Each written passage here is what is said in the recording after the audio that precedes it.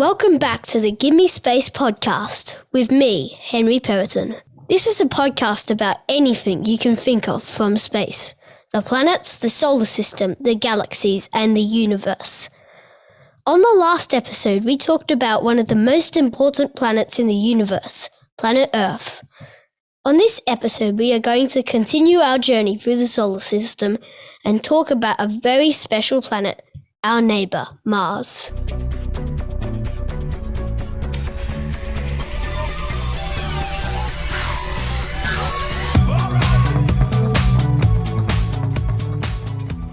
Mars is called the Red Planet because of its red appearance in the night sky. The rocks and dust on the surface of Mars contain a lot of iron. When iron is exposed to oxygen, it oxidizes and creates iron oxide, which is red. The ancient Romans named Mars after their god of war. The red appearance reminded them of blood. The first time Mars was observed through a telescope was by Galileo Galilei in the year 1610.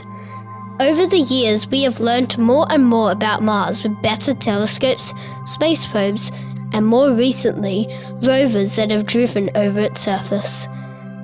Mars is just within reach of humans. A trip to Mars using today's technology would take around 7 months, a distance of 480 million kilometers or 300 million miles. There are a lot of challenges in flying people to Mars. 7 months is a long time to be in anti-gravity environment, and that can take 14 months by the time you get back to Earth. Long periods of zero gravity can cause bone and muscle weakness that make it impossible to even stand when you return on a planet with gravity, even with daily exercise. Then there's the food and water to worry about. We can already recycle water, and researchers are developing ways to recycle air and grow food for long periods of space travel. Dehydrated food also helps a lot. But the main problem could be boredom. You couldn't exactly step outside the spacecraft and have a day away from the office. It would be important to organize each day for a space crew and keep them busy. The temperature of space in the shade approaches absolute zero, which is minus 273 degrees Celsius. But in direct sunlight, objects in space near Earth can be heated to 120 degrees Celsius. This is one of the reasons spacesuits are so big. They have an internal suit that is filled with tubes of water that are in direct contact with astronaut skin to keep them cool or warm. Mars is really close compared to the other planets in space, but that doesn't mean it is the same as planet Earth. It's tempting to think that Mars is just a smaller, slightly colder version of Earth, but Mars really is an extreme place. To give you an idea, the lowest temperature ever recorded on Earth was minus 89 degrees Celsius at the Vostok Station in Antarctica in 1983. On Mars, the average temperature is minus 6 degrees Celsius, which is minus 80 degrees Fahrenheit. Temperatures can vary though because of the thin atmosphere. At the equator, temperatures can reach 20 degrees Celsius at the equator in the summer, which is 70 degrees Fahrenheit. Still, it's not exactly the Bahamas on Mars. The first people to explore the red planet are still going to need those spacesuits. Mars is further from the sun than our planet Earth, which explains why it is colder. Its average distance from the sun is 142 million miles, and its average speed in orbiting the sun is 14.5 miles per second. That's 84,000 kilometers per hour. Imagine being able to run that fast. That is almost 3 times as fast as the International Space Station orbits the Earth. Take an afternoon nap on Mars for an hour, and you'll wake up 84,000 kilometers away from where you started your nap.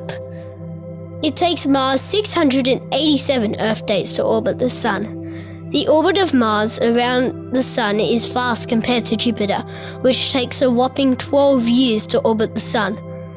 But the orbit of Mars is slow compared to the other inner planets. It takes Venus 225 days, and it takes Mercury only 88 Earth days to complete the orbit around the Sun, and Earth takes 365 days to complete each lap. Mars has a very similar day and night cycle to Earth. A day on Mars is 37 minutes longer than a day on Earth.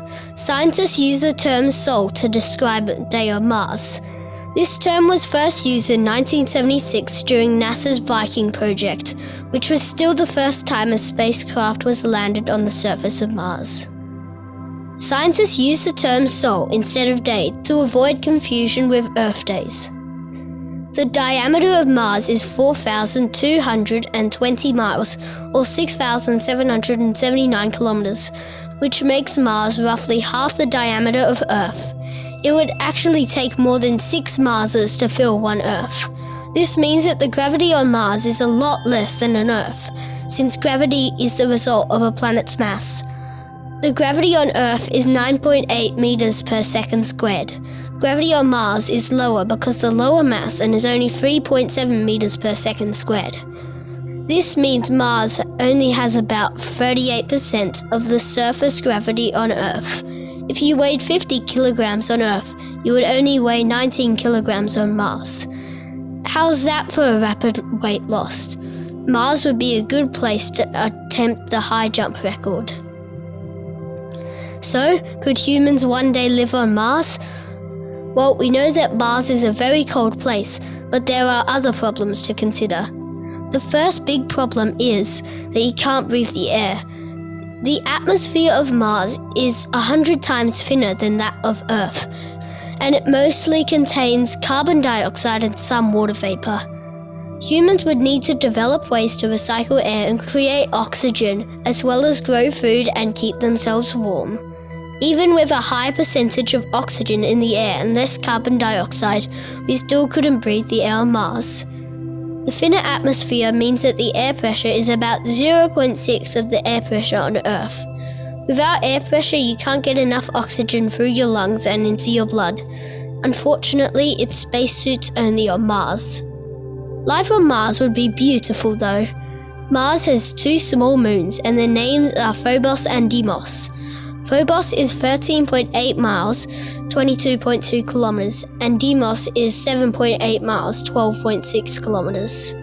Phobos and Deimos are much closer to Mars than our planet is to planet Earth, so it would be beautiful to watch them pass over at night. One day I think humans will walk on Mars. NASA and SpaceX are aiming to be there in 2030, and technology is evolving at a rapid rate. I wonder what their first words will be when they step out onto the surface. Whatever they are, we won't be hearing them in real time. They will take anywhere from 5 minutes to 20 minutes to arrive on Earth, depending on how far apart the planets are at the time of the landing. On the next episode of Gimme Space, we are continuing our journey through the solar system to the first of the gas planets, Jupiter. But it won't be an easy journey. We'll need to pass through the asteroid belt first. Until next time, gimme space!